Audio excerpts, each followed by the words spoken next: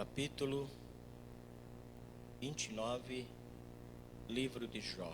Jó lembra-se do seu primeiro estado feliz. Parece que esse texto é uma lamentação, mas é exatamente o abrir das cortinas de um coração. Prosseguiu Jó no seu discurso e disse: Ah, quem me dera ser como fui nos meses passados, como nos dias em que Deus me guardava, quando fazia resplandecer a sua lâmpada sobre minha cabeça, quando eu, guiado por sua luz, caminhava pelas trevas. Como fui nos dias do meu vigor, quando a amizade de Deus estava sobre minha tenda, quando o Todo-Poderoso ainda estava comigo e os meus filhos em redor de mim, quando eu lavava os pés com leite e da rocha me corriam ribeiros de azeite. Quando eu saía para a porta da cidade e na praça me era dado sentar-me, os moços me viam e se retiravam. Os idosos se levantavam e se punham em pé. Os príncipes reprimiam as suas palavras e punham a mão sobre a boca. A voz dos nobres emudecia e a sua língua se pegava ao paladar. Ouvindo-me algum ouvido, esse me chamava feliz. Vendo-me algum olho, dava testemunho de mim, porque eu livrava os nobres que clamavam, e também o órfão que não tinha quem o socorresse. A bênção do que estava a perecer vinha sobre mim, e eu fazia jubilar-se o coração da viúva. Eu me cobria de justiça, e esta me servia de veste, como manto e turbante era a minha equidade. Eu me fazia de olhos para o cego e de pés para o coxo. Dos necessitados era pai, e até as causas dos desconhecidos eu examinava. Eu quebrava os queixos do iníquo, e dos seus dentes lhe fazia cair a vítima. Eu dizia no meu ninho: expirarei, multiplicarei os meus dias como areia, a minha raiz se estenderá até as águas, e o orvalho ficará durante a noite sobre os meus ramos. A minha honra se renovará em mim, e o meu arco se reforçará na minha mão. Os que me ouviam esperavam o meu conselho e guardavam silêncio para ouvi-lo. Havendo eu falado, não replicavam, as minhas palavras caíam sobre eles como orvalho. Esperavam-me como chuva, abriam a boca como a chuva de primavera. Sorria-me para eles quando tinha confiança, e a luz do meu rosto não desprezavam. Eu lhes escolhia o caminho e assentava-lhes como chefe, e habitava como rei entre as suas portas, como quem consola os que pranteiam. Amém. Amém.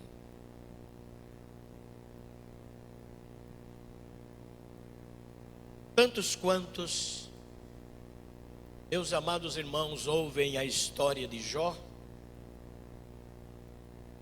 destacam 4 grandes referências de sua vida como elementos em que todos os homens deveriam envergar, carregar, imputar sobre si. Homem íntegro, desviava-se do mal, temia Deus com toda a sua casa, era um homem excelente. O seu testemunho ia muito longe. Aquilo que Jó representava como uma grande reação para a vida de tantos quantos o visitavam, olhavam para ele, isto servia de uma história muito longa, muito consistente. Até que chegou o diabo um dia na casa dele e começou a interferir em tudo quanto ele tinha como elementos de reserva pela vida em que vivia diante dos homens e de Deus. Vamos destacar aqui 3 coisas que eram excelentes. Primeiro, a sua confiança em Deus mediante a sua integridade. Não era simplesmente a confiança, mas uma confiança que partia, que saía, que era advinda da sua integridade. Uma riqueza, algo, meus queridos irmãos, que tributado aos homens parece e muitas vezes torna-se uma raridade. A segunda coisa que a gente enxerga aqui é como Deus vê este homem. Deus vê este homem de uma forma tão profunda, tão diferente, que Deus faz referência deste homem ao próprio diabo. Você viu o meu servo Jó? E a terceira coisa, meus queridos irmãos, que me chama a atenção é como Deus permite que um íntegro seja, na verdade, colocado à prova. E a gente diz, como Deus é diferente daquilo que a gente pensa.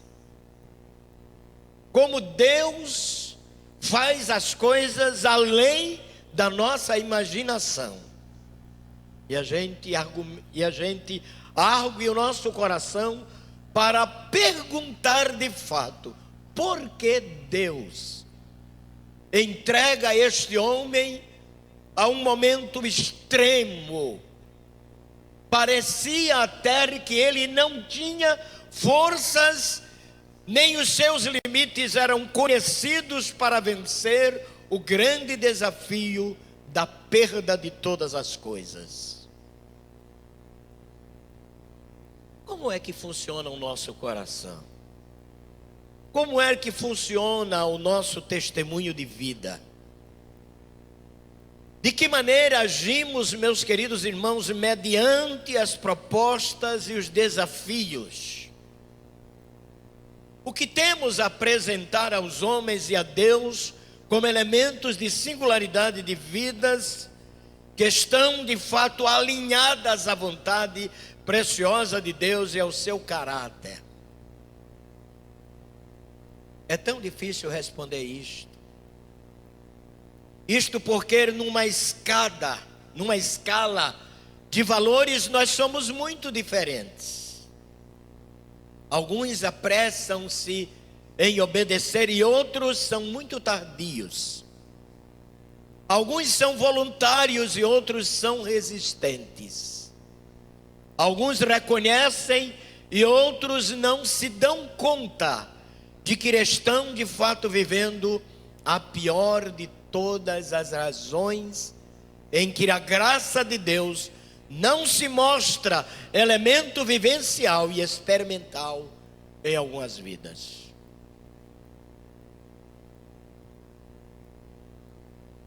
Os primeiros capítulos deste livro, eu estou falando desta vida, porque para mim o livro de Jó é o livro de uma vida. É a história de um homem, baseia-se única e exclusivamente nesta vida. Se alguns elementos aparecem aqui ou ali, mas todos eles fazem parte da mesma história. Ninguém que aparece no livro de Jó, meus irmãos, livra-se ou estaria excluído da sua história. Até o diabo estar aí para viver, para representar a história de Jó. A integridade é um dos elementos que nos põe em segurança em todos os momentos. A integridade, meus queridos irmãos, é a singularidade da resolução de um coração que decidiu ser fiel a Deus, viver para Ele, não se importar absolutamente com o ciclo da vida, mas entender que Deus é soberano e que tem todas as coisas sob o seu controle. No dia em que o diabo recebeu permissão para visitar a casa de Jó, ele não saiu, meus queridos irmãos, colocando o seu dedo em N coisas ali para que Jó despertasse. Ele foi direto na vida de Jó. O que foi que ele fez? Começou então a lhe dar notícias desagradáveis. Os irmãos já perceberam que notícias desagradáveis nos tira do sério? E notícias desagradáveis muitas vezes fere a nossa conduta e de alguma maneira elas formam um determinado bloqueio no coração e em muitos casos mata a esperança de tanta gente. Jó recebe 4 notícias. Estas notícias, meus amados irmãos, são como que de fato um vibralto no seu coração. Fica tilintando ali, sacudindo. E ele está de pé, ouvindo estas notícias que são as mais terríveis possíveis. São notícias de perdas. Quando a gente ganha, a gente vibra. Mas quando a gente perde, a gente emudece. E Jó, meus amados irmãos, ouve tudo e fica em silêncio. Um diz, eu escapei. O outro diz, eu escapei. O outro chega e diz, eu escapei. E o último diz, eu escapei só para te dar a notícia. Só para te dar uma má notícia. A gente às vezes olha para o semblante de alguém que quer nos dizer alguma coisa e parece até que a gente é tomado por uma certa ansiedade. É um colega meu pastor que eu disse assim, eu tenho uma coisa para lhe dizer. Ele ficou tão inquieto que disse, pastor, já que você não quer me dizer, eu não quero mais ouvir. O problema é que ele não queria ouvir. O problema era a ansiedade para ouvir depressa. Eu não tinha nada para dizer. Eu estava simplesmente dizendo para ele que queria dizer alguma coisa. Sabe para quê? Sabe por quê? Porque eu sei que ele tem a síndrome de ansiedade. Jó é diferente. Jó passa pelo crivo, meus irmãos, da perda e não faz perguntas. Ele também não está logo de cara percebendo que todas estas perdas são obras de Satanás. Às vezes a gente não se apercebe o que está acontecendo, se no reino da carne ou no reino do Espírito. O nosso discernimento só chega muitas vezes depois, quando tudo já aconteceu. Aí a gente liga as antenas e diz, eu espreitava, eu pensava, eu deduzia que seria exatamente desta fonte. Mas meus irmãos, a última notícia é gravíssima. Teus 10 filhos estavam se banqueteando e veio um vendaval e matou todos na casa do mais velho. Quais são os ventos que sopram contra nós? Senhores pais, de que maneira nós estamos ouvindo as coisas acontecerem e vendo as coisas acontecerem? Qual é, na verdade, a nossa maneira de ver isto e como de fato a gente se comporta diante dos fatos? Os 10 filhos morrem e agora vamos viver aquela cena. Um a um, sai daquela casa, carregado por outros indivíduos, e Jó sabe que o destino de todos eles é o cemitério. Não é fácil perder. Quando a gente ganha, a gente vibra, mas quando perde, a gente chora. Eu acredito que Jó chorou, porque o texto antecedente diz que Jó santificava seus filhos. Agora imagine só você levar um tempo, gastando tempo para santificar a sua família, e de repente esta família é subvertida. A pergunta é essa: o que aconteceu? Não é que eu não reconheça o que de fato está diante dos meus olhos, é porque aconteceu. Dói muito. É a gente fazer tudo e de repente parece que tudo se perdeu. Dói muito numa vida de oração em que muitas vezes a gente não vê o imediato resultado. Dói muito. É a gente gastar tempo com o filho, com a filha, e vê-lo simplesmente indo em outra direção. Dói demais. Eu sei que alguns de nós aqui têm essa experiência. Os meninos começam e a gente vai ensinando o reino de Deus. Os meninos estão crescendo e a gente vai ensinando o reino de Deus. Daqui a pouquinho a gente percebe que eles começam a, na sua percepção ou na percepção dele, trazerem para si escolhas que são diferentes daquelas que a gente ensina. Aí a nossa cabeça começa a girar. Será que eu estou ensinando o que é certo? Será que aquele texto ensina a criança no caminho que deve andar? E quando envelhecer não se apartará dele? Será que eu ensinei certo? Quando a gente está vendo que os meninos estão indo por outro lado, estão fazendo as suas escolhas e nos deixando simplesmente à mercê de sérias preocupações. Jó enterra seus filhos e certamente esta pergunta fica ardendo em sua mente.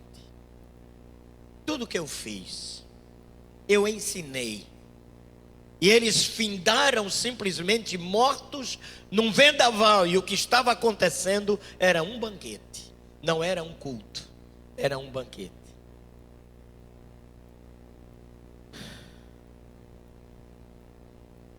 Eu estava em Natal e um colega meu me disse assim: eu encontrei 2 adolescentes da nossa igreja e perguntei para eles: meus filhos, por que vocês não estão indo para a igreja? Aí um disse para o outro: diz por quê? Aí ele criou coragem, respirou fundo e disse assim: a gente deixou de ir para a igreja porque todos os dias lá na nossa casa nossos pais falavam da igreja,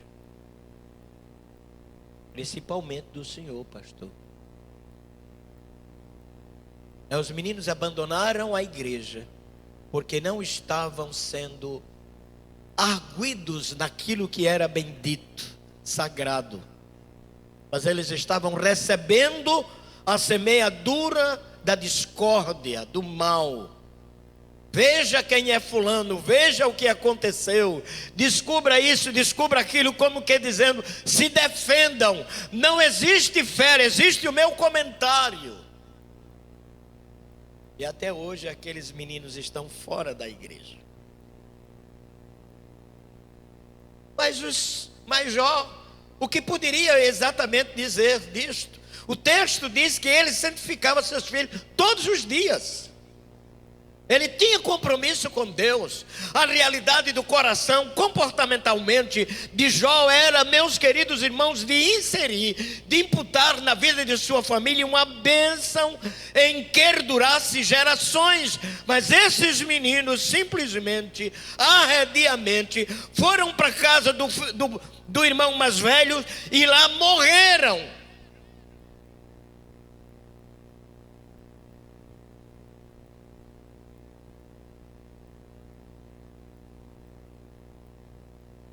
A quinta coisa que acontece é que Jó adoeceu e ficou prostrado. Perdeu tudo, perdeu os filhos, adoeceu, ficou prostrado. A Bíblia diz que o seu corpo estava cheio de chagas. Você imagine agora a gente está com essa máscara simplesmente por causa de um germe que está por aí, que a gente não vê. E a gente fala uns com os outros à distância, às vezes se acotovelando e assim por diante. É a recomendação. Imagine se fosse naquele tempo em que, meus queridos irmãos, a sociedade médica olhasse para Jó e diria: não chegue perto desse cara. Ele estava todo cheio de chagas. E a Bíblia diz que ele se coçava com caco de telha, sangrava, o pus corria. Havia certamente um cheiro mau naquele homem.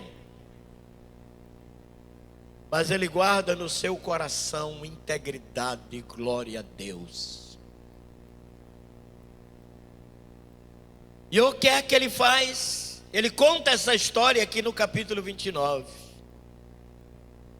Ele diz, meus queridos irmãos, que era ovacionado, querido, desejado. Onde ele chegava, havia na verdade algo diferente. E ele conta essa história e inclui a pessoa de Deus como que dizendo: o Senhor viu tudo isto. E por que agora eu estou aqui e assim? Meus irmãos pais, o estado de felicidade do coração de um homem que é homem de Deus, não estar absolutamente no seu sofrimento, na sua dor, no desprezo daqueles que um dia foram seus amigos e agora metem a mão na boca, é o que o texto diz, para não rirem dele, porque certamente ele se sentiria um tanto mais desprezado.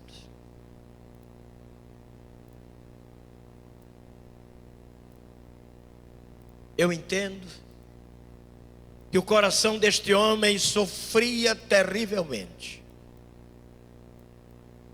Quando a gente passa para o capítulo 30, no 29, ele lembra-se do seu primeiro estado de felicidade.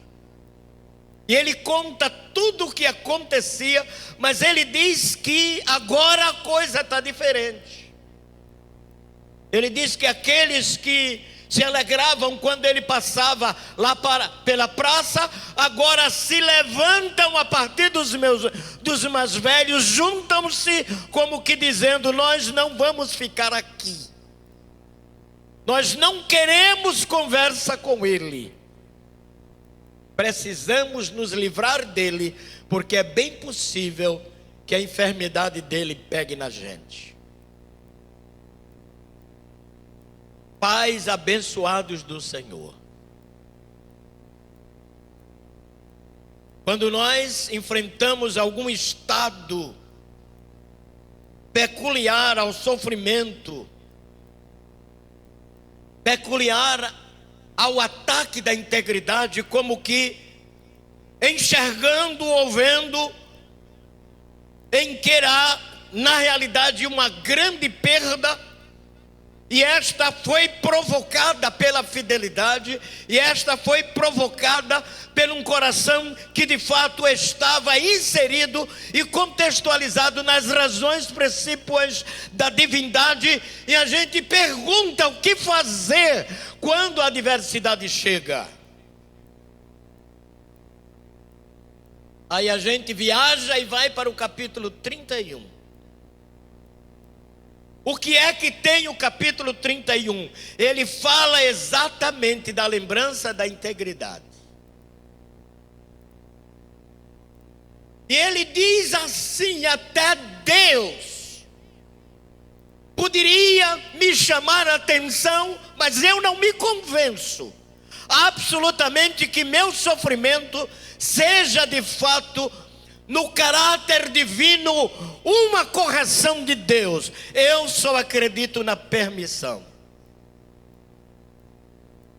Como que dizendo: Deus, o Senhor teria alguma coisa para dizer da minha integridade? Ele diz: ninguém me convence. E ele diz no verso 4: ou não ver Deus os meus caminhos e não conta todos os meus passos, como que dizendo: a minha integridade não parou a partir da hora que eu comecei a ter perdas. Eu continuo o mesmo homem, o mesmo íntegro, o mesmo dedicado. No versículo de número 7, Jó diz que os seus passos, meus amados irmãos, foram desviados. E ele faz uma pergunta: se o meu coração segue os meus olhos e as minhas mãos se apegam a qualquer mancha, então semeei eu e outro coma, e sejam arrancados os renovos do meu campo. Como que dizendo: Deus, eu continuo no propósito da fidelidade. Aqueles que me visam estão usufruindo daquilo que eu fiz. Como que fazendo a seguinte pergunta: Deus, será que de fato o Senhor está pesando a mão sobre mim, ou está simplesmente me provando? Queridos irmãos, estamos aqui na casa de Deus e outros que estão em seus lares nesta hora. Que diferença a gente pode fazer entre provação e abandono de Deus? Que diferença a gente faz entre provação e correção naquilo que nós temos realizado ou praticado diante dos olhos da divindade? A provação é para nos aperfeiçoar. A provação não é para nos esmagar, para dizer que Deus nos abandonou, para dizer que o Senhor se distanciou, para dizer que o Senhor fechou os olhos. Ele está dizendo que a provação é para nos aperfeiçoar. O capítulo 31, Jó declara a sua integridade. E quando a gente chega nos capítulos 32 e 33, Jó, meus queridos irmãos, se depara com seus amigos que agora se juntam para colocarem uma ideia errada a respeito daquilo que estava acontecendo em sua vida. Pode ficar certo que aqui ou acolá vai chegar alguém para te censurar, alguém para abrir as cortinas e ver no salão de tua vida aquilo que não existe. E às vezes são até amigos, aqueles achegados, aqueles do convívio e assim por diante. Imagine só, você certamente tem passado por essas experiências. Chega alguém perto de você e diz: você conhece de fato fulano de tal, Beltrano e assim por diante? Você sabe o que ele fez ou sabe o que ela fez, assim por diante? E quantas vezes a gente acredita de imediato, no lugar da gente procurar no coração de Deus respostas para aquilo que muitas vezes mata alguém, aniquila alguém, destrói a esperança de alguém. Eliú está irado contra Jó, diz o capítulo de número 32. E ainda neste mesmo capítulo, a partir do verso 6, ele, meus queridos irmãos, está reivindicando direitos. E Jó está cada vez mais humilhado. O seu coração, meus amados irmãos, efervesce. E na sua boca parece até que existe uma secura tremenda, porque ele agora não pode falar. Mas quando você chega no capítulo 33, ele respira. E vai dizer, meus amados irmãos, o que ele pensa a respeito de tudo aquilo. Ele diz assim no verso de número 4 do capítulo 33. O Espírito de Deus me fez, e o sopro do Todo-Poderoso me dá vida. Ele está dizendo: eu não quero quedar, eu não quero ser vencido, eu não quero dar o último suspiro pensando diferente. Eu quero entender que mesmo no estado que eu estou, o Espírito de Deus me dá vida.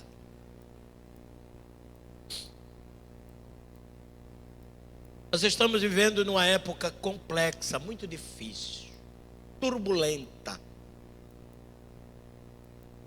A falta de amor, a falta de doçura, de perdão, de amizade real, cada vez mais se multiplica. É o termômetro da iniquidade que cada dia alia-se ao reino das trevas. E quando diz Jó no verso de número 6, eis que diante de Deus sou como tu és. Ele não se exalta, ele diz que é como Eliú. Se você na verdade defende a integridade, era isto que Eliú estava fazendo com Jó. Ele diz: diante do Senhor eu sei, eu sou como você. Agora estou em situação inferior porque ninguém me ouve. Não tem aquele momento, querido pai, que a gente quer dizer alguma coisa, alguém não encontra espaço, parece que não existe ninguém no mundo, e a nossa confiança em A e em B parou e a gente não tem quem nos ouça. Eu já tive determinados momentos que eu disse a Deus: Senhor, é melhor o silêncio do que contar com alguém, porque ninguém vai me entender. Talvez alguém vai até me censurar, talvez alguém vai até pegar o meu coração e esmagar, jogar lá pimenta, sal, fogo, alguma coisa, e me deixar no tempero da morte. Jó diz: eu sou como você. Mas sabe de uma coisa? Também sou formado de barro. Ele está dizendo: os meus defeitos estão aqui dentro de mim, da minha consciência. E o meu pecado eu não vejo absolutamente como alguém de fato vai extrair da minha alma alguma coisa que seja errada, pois eu ando em integridade diante de Deus. Pais amados, a integridade hoje é uma coisa rara, mas a gente precisa viver. Custa caro ser íntegro. Porque a interpretação dos que não são acerca de você é dura, é assaz, não é benigna. Ela afoga a sua alma. Mas, no entanto, lembre-se que quando você depende do Senhor, as coisas vão normalizar. Por fim, ele diz: por isso, diz o verso 7, não te inspiro terror, nem será pesada sobre ti a minha mão. Na verdade, falaste perante mim, e eu ouvi o som das tuas palavras. E agora veja como a vida deste homem é extraordinária. Estou limpo. Será que todos nós podemos dizer isto? Estou limpo, diz o verso 9. Sem transgressão, puro sou, e não tenho iniquidade no coração. É o grande desafio deste homem que está sendo, meus irmãos, combalido, deste homem que está sendo torturado, deste homem que sofre abandono, deste homem que geme, deste homem que aparentemente Deus está distante. Ele diz que a sua vida respira de fato fidelidade a Deus. Glórias sejam dadas ao nome do Senhor por isso.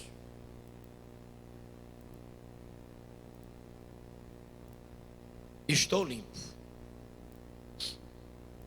Quando a gente sai de casa, tem um cuidado medonho de saber se está limpo. Quando a gente sai de casa, tem um cuidado medonho para ver se está cheirando mal. E ele diz: apesar dessas pustemas aqui estarem caindo no chão, apesar do caco de telha estar de fato ali no canto, prova exatamente da minha vil doença, mesmo assim eu estou limpo, porque o que me importa é o que está por dentro de mim. Eu convido os homens da igreja do Senhor a de fato fazerem essa reflexão. Estou limpo. Eis que Deus procura pretextos contra mim. Imagine isso. Diz o verso 10. Eis que Deus procura pretextos contra mim. Isto porque aquele indivíduo que está ali está dizendo que é em nome de Deus. Eliú está dizendo que é em nome de Deus. E logo Jó replica dizendo: eis que Deus procura pretextos contra mim e me considera como seu inimigo. Você imagine, meus queridos irmãos, esta linguagem saindo da alma de um homem íntegro. Mas por que ele faz isto? Por causa da incompetência de vida espiritual em que Eliú apresentava para ele. Aqui e acolá, um cristão faz isto com outro, imputa sobre ele uma injustiça, um mal, e ainda sai convencendo outros de que na realidade aquele irmão é realmente um réu diante de Deus. Um dia, um dos nossos pastores recebeu um telefonema de uma pessoa aqui da igreja, arrebentando o meu coração, no caso de uma disciplina que foi efetuada aqui na igreja. E a irmã foi enfática: quem deveria ser disciplinado deveria ser o pastor Samuel. Eu disse: cada dia eu sou disciplinado por Deus e aguento o negócio com muita seriedade. É melhor ser disciplinado por Deus do que pelos homens. É melhor. E eu termino, meus queridos irmãos, quando a gente vai para o capítulo de número 35.